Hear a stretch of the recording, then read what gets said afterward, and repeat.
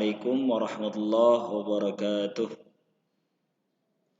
Bismillah walhamdulillah wassalatu wassalamu ala rasulillah wa ala alihi wa ashabihi wa mawalah wa la hawla wa la quwata illa billah amma ba'du. Teman-teman para santri dan santriwati rahimakumullah. Alhamdulillah insyaallah pada hari ini kita akan melanjutkan pembelajaran nahwu kita. Sebelum memulai pembelajaran, jangan lupa membaca kalimat thayyibah yang mulia yaitu al-basmalah. Bismillahirrahmanirrahim. Hari ini kita insyaallah akan melanjutkan pembelajaran kita. Ya, ini maraton ya, yang saya akan jelaskan. Kalau pada pertemuan kemarin kita membahas tentang fi'il. Fi'il itu kata perbuatan, kata kerja, bisa ya. Hari ini kita akan membahas tentang al-fa'il. Jadi kalau ada kata perbuatan dalam bahasa Arab itu membutuhkan tentunya pelaku. Ada perbuatan, ada pelakunya. Nah, dalam bahasa Arab pelaku itu disebut al-fa'il atau subjek disebut fa'il.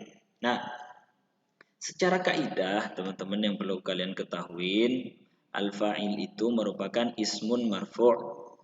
Pelaku itu dalam bahasa Arab, dalam ilmu gramatikal bahasa Arab adalah setiap isim yang rofa. Rofa itu artinya dhammah ya, meskipun tidak semuanya dhammah.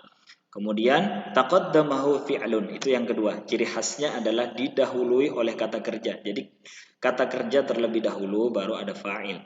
Kemudian wadalla 'alal ladzi fa'alal fi'la, serta menunjukkan si al-fa'il ini melakukan suatu perbuatan. Nah, di sini contohnya tarul usfur, burung terbang. Ada sebuah perbuatan, ada juga pelakunya. Perbuatannya itu adalah tara, yaitu artinya terbang. Al-usfuru, nah ini kita sudah belajar al-usfur ini termasuk isim. Dia nama dari hewan, yaitu burung ya. Kemudian dia juga marfu' dhammah. Kemudian taqaddamahu fi'lun. Fi'ilnya tara itu ada di awal. Kemudian dalla 'alal ladzi fa'alal fi'la, menunjukkan bahwa pelakunya adalah al-usfur. Jadi di sini termasuk contoh dari al-fa'il adalah al-usfur. Sama juga contoh yang kedua ya. Contoh yang kedua jaral hisanu. Jara di sini kata fi'ilnya artinya adalah berlari. Al-hisan artinya kuda. Jadi ada perbuatan, ada subjeknya dalam bahasa Arab seperti itu. Anak salihah ya. Insyaallah mudah. Jadi kita belajar susunan dari kalimat sempurna dalam bahasa Arab itu, susunannya itu komposisinya satu dari fi'il, yang kedua dari fa'il. Nah, kita akan lengkapi susunan fi'il dan fa'il ini dengan belajar yang ketiga. Apa itu? Objek dalam bahasa Arab disebut al-maf'ul bihi. Nah, ini dalam bahasa Arab ya. Dalam ilmu gramatikal bahasa Arab, teorinya al-maf'ul bihi itu adalah ismun. Ismun juga ya. Ingat, kata ismun, nama hewan, nama benda, nama tumbuhan, nama manusia terserah ya. Kemudian mansubun, dia nasab. Nasab ini fathah. Ingat ya, fathah diulang-ulang biar kalian ingat. Kemudian waqa'a alaihi fi'lul fa'il, ada setelah fi'il dan fa'il. Ingat, ada objek apabila ada perbuatan dan pelakunya. Dalam bahasa Arab seperti itu teman-teman ya. Ingat, ini yang perlu kalian ketahui. Meskipun dalam bahasa Indonesia kalian pasti tahu kadang-kadang pelakunya nggak ada tapi objeknya ada. Dalam bahasa Arab kalau seperti itu disebutnya naibul fa'il ya. Jadi contohnya nih, tawatil bintu ats-tsauba, anak perempuan melipat baju. Nah, kata melipat itu merupakan fi'il, tawat ya, fi'il dalam bahasa Arab seperti itu. Kemudian pelakunya siapa? Siapa sih yang melipat? Kemudian kita jawab al-bintu, anak perempuan. Nah, ini sebagai subjek al-fa'il yang sudah kita pelajari ya. Kemudian al-maf'ul bihi di sini adalah kata ats-tsaubah, artinya baju ya. Jadi yang dilipat itu adalah baju. Nah, coba lihat ats-tsaubah di sini dia termasuk isim ya. Mansub ats-tsaubah harakatnya fathah ya.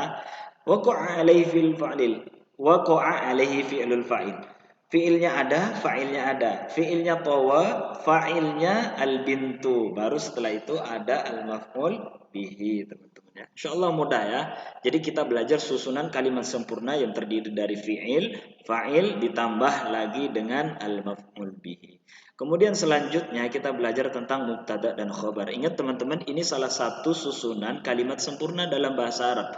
Al-mubtada dan khobar. Kalau kita belajar tadi fi'il dan fa'il, ini ya, satu gandengan yang sangat serasi, fi'il dan fa'il. Sekarang mubtada dan khobar. Kalau ada mubtada pasti ada khobar. Gak mungkin ada khobar kemudian gak ada mubtada, atau gak ada mubtadanya tapi ada khobarnya. Gak mungkin seperti itu ya teman-teman. Nah, kalau kita telisik, mubtada itu isim, khobar itu juga isim tuh, sama-sama isim dan sama-sama marfu. Ini persamaannya ya, sama-sama isim, sama-sama marfu. Cuma kalau mubtada itu fi awalil jumlah, dia berada di awal kalimat. Sedangkan khobar itu dia ada setelah mubtada dan berkolaborasi sehingga membuat kalimat sempurna, teman-teman. Contohnya nih, at-tufahatu hulwatun. Apel itu manis. Dalam bahasa Arab itu sudah cukup sebagai kalimat sempurna. Ini sekali lagi dalam gramatikal bahasa Arab ya, teman-teman. Kemudian al-qitaru sari'un. Kereta itu cepat. Nah, kata al-qitaru di sini dia posisinya jabatan katanya adalah mubtada karena dia di awal kalimat. Sari'un di sini sebagai khabar. Nah, sebagai khabar. Sudah? Sudah. Itu dia mubtada dan khabar sangat mudah. Nah, teman-teman yang perlu kalian ketahui, nah, dari susunan di atas kita belajar kan susunannya, susunan fi'il dan fa'il. Atau kalau ada perbuatan pasti ada pelaku. Kemudian ada mubtada pasti ada khabar. Nah, susunan tersebut punya klasifikasi masing-masing. Kalau klasifikasi antara fiil dan fa'il itu disebutnya al-jumlah al-fi'liyah.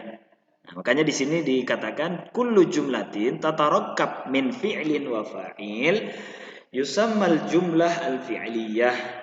Setiap susunan kalimat sempurna yang terdiri dari fiil dan fa'il itu namanya jumlah fi'liyah.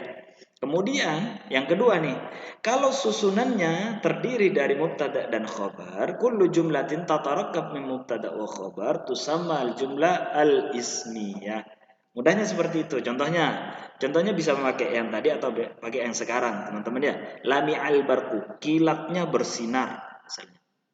Ini contoh dari jumlah fi'liyah. Kemudian kalau jumlah al-ismiyah, al-addaru wasi'atun, rumah itu luas.